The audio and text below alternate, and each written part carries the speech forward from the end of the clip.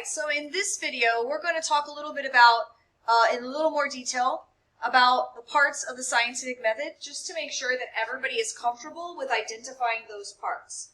So let's start with the independent variable.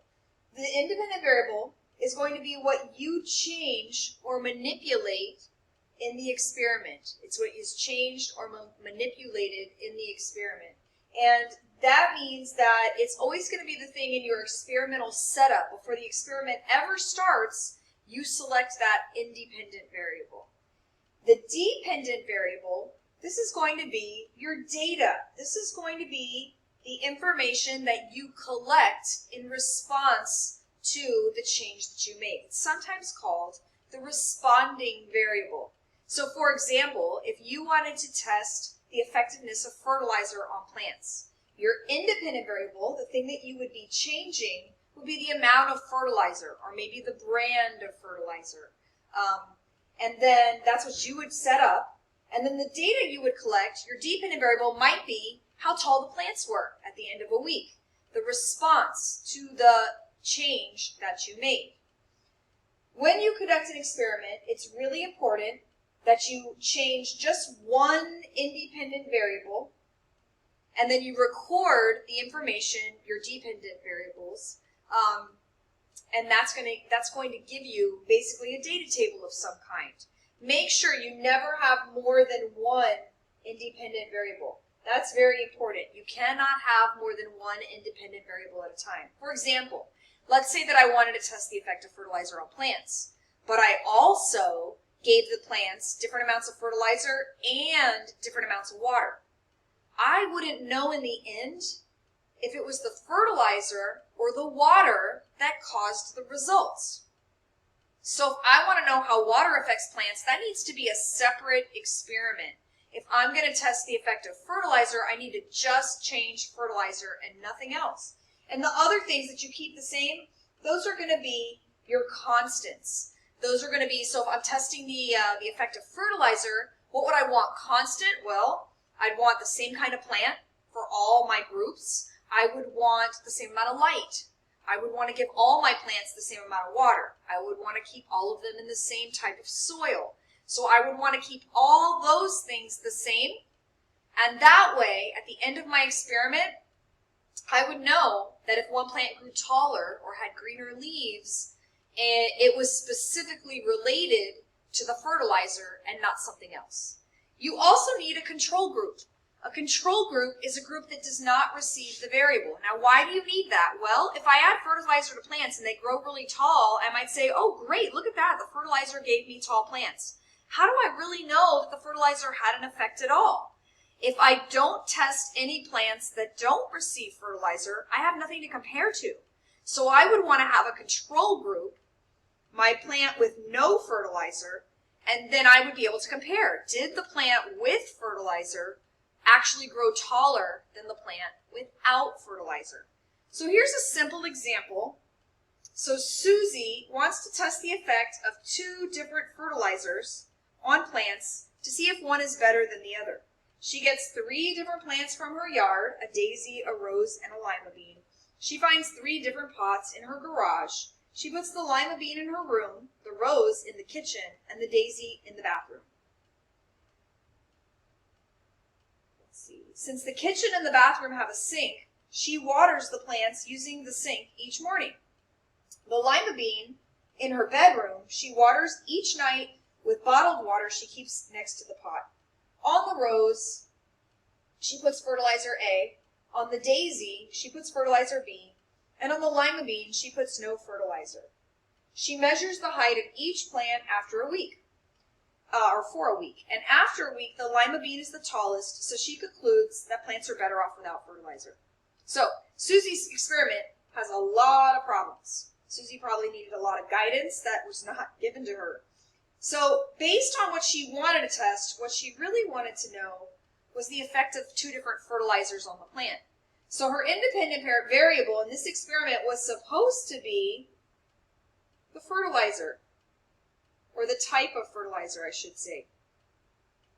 And then the dependent variable, that's what she wanted to measure. So what was she measuring? she was measuring which plant was the tallest after a week. So we could say the height of the plants was her dependent variable. And then her control group, this is what she was going to leave alone. So theoretically, her control group was supposed to be the plant with no fertilizer, because that would have given her a comparison to the others. But really, the plant with no fertilizer grew the best, but she can't really say it was because of the fertilizer. And that's because of these problems that she has with her experiment. So some of the problems with her experiment. Well, for one thing, she has 3 different plants. She also has 3 different size pots. She also kept the plants in 3 different locations. She also gave them different kinds of water. I don't know that she even mentions how much water she gave them. Sorry, I just realized that's cut off there. And she also gave them water at different times, because I think the one in her bedroom she watered at night, and the other ones she watered in the daytime.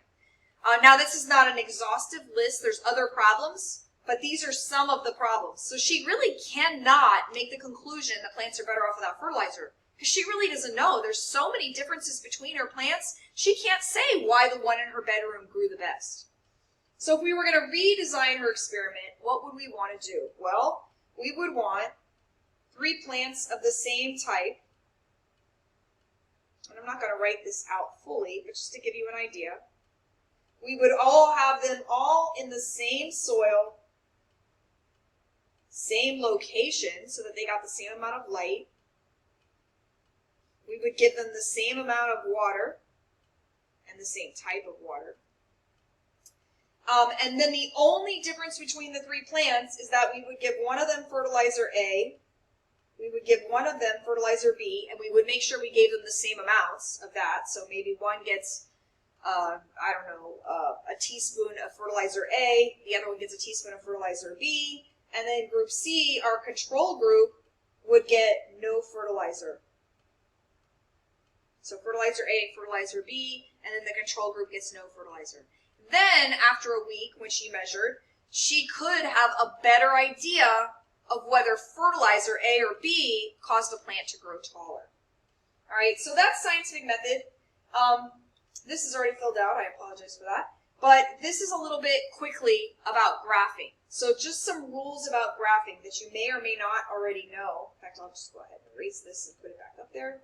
So if we were going to graph this data, which in class tomorrow, I'm going to have everybody do that. A couple things you want to do. So you want to always put a title on your graph. So the graph, this data here, it looks like it is gill cover opening and closing per minute versus temperature. So we could call this graph, actually I'm going to call it the effective temperature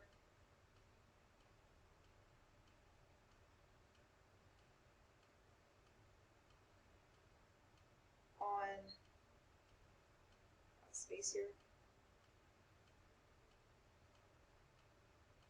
on gill opening. Just a simple title that sort of tells everybody what your graph is a graph of. So that's step 1. Next, your independent variable, remember that's the thing that was being changed, it should be on the x-axis and the dependent should be the y. So in this case, we were changing the temperature. So this is going to be our x-axis. This is what the scientist is varying. Then they're measuring their dependent variable, the gill opening and closing per minute. So that's their y-axis. You also want to label the axis with any kind of units that are there. So when we put our temperature here on the x-axis, we want to include degrees C. The units, we're measuring it in degrees Celsius. So that's going to be important. And then the opening and closing per minute, we would actually write that out. I'm not going to write the whole thing, but per minute. So we would want a complete label there. We also would want to make an appropriate scale. What do I mean by a scale? Well, we don't just want to blindly put these numbers up. What we want to do is we want to look at what's our smallest number, what's our biggest number, and let's come up with a scale that will fit that. So I see that my biggest number is 27 here. So maybe what I want to do is do this in, let's see, 5, 10, 15, 20, 25, 30.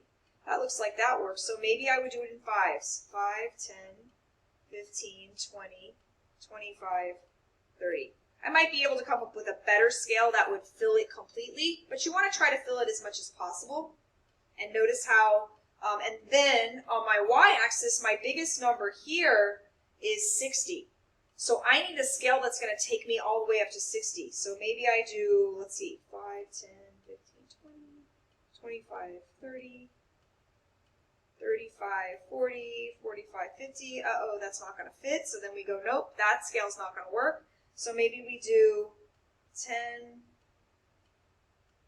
20, like every 3, 30, 40, 50, 60. And now that's going to fit.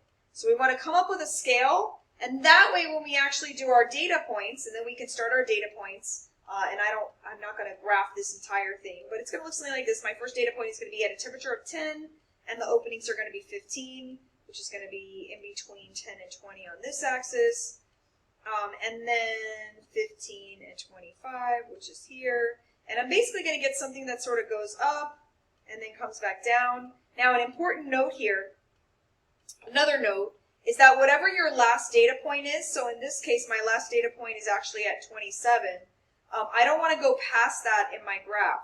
So when I make my graph, it should start at my first data point, which is 10 degrees, and it should end at my last data point. So it would look something like this, give or take, once our data is graphed. But the important thing is I don't continue my lines.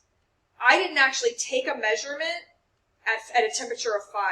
So I don't draw a line here down to 0. A lot of times people want to do that. I'm going to leave that space blank because I don't actually have that data. You could make a dotted line if you want to. That's sort of like a prediction of what you think would happen, but you didn't measure that actual temperature, so you can't do that. And that's what this is explaining. So you come up with a scale, make sure you have even spacing between your numbers. Only graph the given data. So don't extend your graph beyond the last data point. So you're not going to graph this past 27 because 27 is the last temperature we measured. And we're also not going to graph anything in this gap because we didn't do anything before 10. Make the correct kind of graph, a line graph versus a bar graph. If the independent variable and the dependent variable are both numbers, it's going to be a line graph.